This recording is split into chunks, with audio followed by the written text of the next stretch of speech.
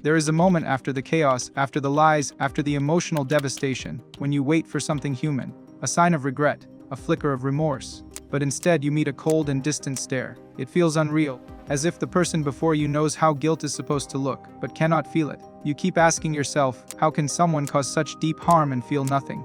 This haunting absence of empathy is not a lack of awareness. It is a psychological design. To understand it, you must enter the emotional void where guilt does not live. What people must understand first is that narcissism is not simply arrogance. It is not confidence gone too far. It is a disorder of conscience and emotional connection. A narcissist can understand guilt on a cognitive level, meaning they can recognize when they broke a rule or crossed a line that might damage their image. But emotional guilt, the kind that touches the heart and leads to transformation, is mostly absent. To feel genuine remorse, a person must have access to empathy, humility, and self-reflection. Narcissism blocks all three. It blocks empathy because other people are not fully real to them unless they are supplying admiration. It blocks humility because humility threatens the superiority illusion. It blocks self-reflection because truth would collapse the false self they depend on. So what does a narcissist experience instead of guilt? They feel injury, humiliation, threat, or inconvenience. They do not feel sorrow for hurting someone. They feel anger for being confronted. They do not feel regret for causing pain.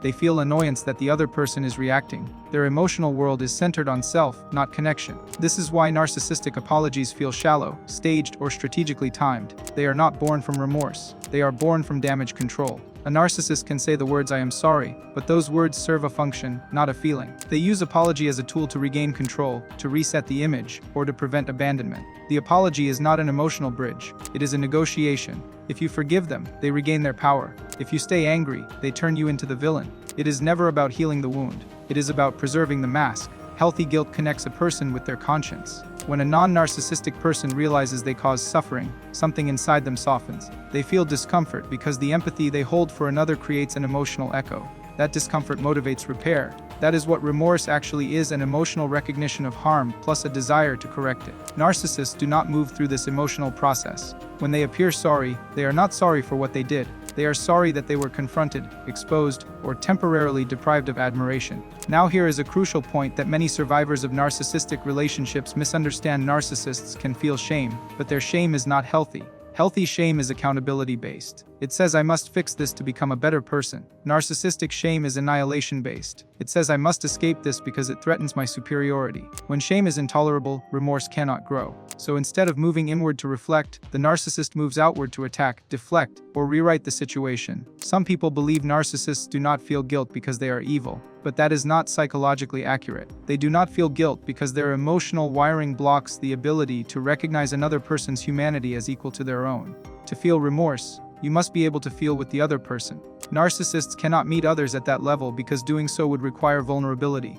Vulnerability threatens their identity structure, so their psyche protects them by severing emotional accountability. But here is where things become even more complex. There are two kinds of guilt: internal guilt and external guilt. Internal guilt is moral. It comes from conscience. External guilt is reputational. It comes from image management. Narcissists can experience external guilt. If their behavior threatens their status, supply, or public identity, they feel distressed. Not because they regret hurting someone, but because they fear losing admiration, control, or loyalty. So while they rarely feel internal remorse, they can feel panic when their image is at risk. This is why narcissists may appear remorseful in front of others, or, when exposure is possible, they know which emotions are socially expected, so they mimic them. To the untrained eye, this looks like growth or regret. To a psychologically aware observer, it is acting. Narcissists perform apologies to preserve power, but performance is not transformation. Now consider the emotional sequence of a healthy person versus a narcissistic person after causing harm. A healthy person feels empathy, recognizes harm was caused, feels internal guilt, takes responsibility, repairs. A narcissist feels ego threat, defends the false self, blames or deflects, seeks to preserve superiority,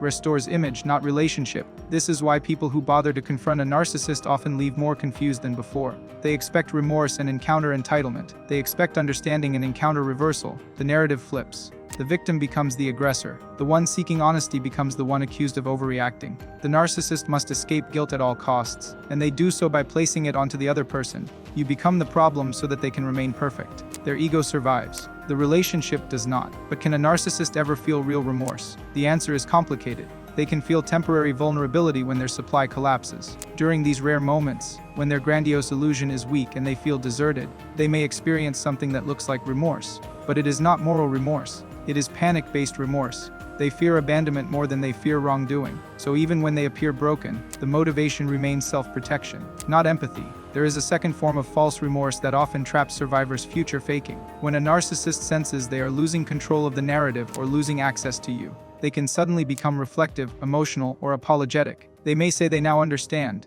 They may speak about change. They may claim to be learning, growing, or transforming. But when the immediate threat passes, the remorse evaporates. The illusion returns. You are not witnessing growth. You are witnessing survival strategy. True remorse requires 3 psychological skills that narcissists lack: self-confrontation, empathic identification, internalized morality. A narcissist avoids self-confrontation because it exposes the emptiness behind the mask. They cannot empathically identify because other people exist as extensions, not equals. And they do not have a stable inner moral compass because their identity is external, not internal. Morality is replaced with reputation. Guilt is replaced with image threat. Here is another insight that most people never realize. Narcissists believe remorse makes them weak. To acknowledge wrongdoing is to admit imperfection. To admit imperfection is to collapse the superiority illusion. So even if they feel a flicker of guilt, the psyche kills it instantly. Their defense system is too strong to allow growth. This is what makes healing relationships with them impossible. You cannot build a healthy bond with someone who cannot meet you in shared emotional reality. You cannot repair something with a person who does not believe they broke anything. You cannot receive remorse from someone who experiences accountability as psychological death. Understanding this is not about demonizing narcissists. It is about releasing yourself from the fantasy that someday they will suddenly feel what they never developed the capacity to feel. You stop waiting for closure. You stop waiting for justice. You stop waiting for their awakening. You see that their world is not built upon empathy, and therefore remorse cannot live there. So can narcissists feel guilt? They can feel threat disguised as guilt. They can feel shame disguised as crisis. They can feel loss disguised as sadness. But they do not feel remorse the way healthy people do, because remorse requires seeing another person as fully real, and narcissism blocks emotional reality. Once you understand this, something inside you softens toward yourself. You stop asking why did they not care. You stop wondering if their silence meant they were secretly hurting. You stop believing closure will come from their apology. You realize that you were expecting a depth of reflection that their psyche does not contain. And the moment you stop waiting for remorse, you reclaim your power. Expecting remorse from a narcissist is like waiting for warmth from ice. What looks like guilt is often self-preservation. What sounds like apology is performance. They can mimic regret, but they cannot feel it the way healthy people do, because empathy and humility threaten their fragile illusion of superiority. True healing begins not when they finally change, but when you finally stop expecting them to. Let go of the fantasy of remorse, and reclaim your power, your peace, and your emotional freedom. For more deep insight into narcissistic psychology, share and subscribe to Psychanatomy.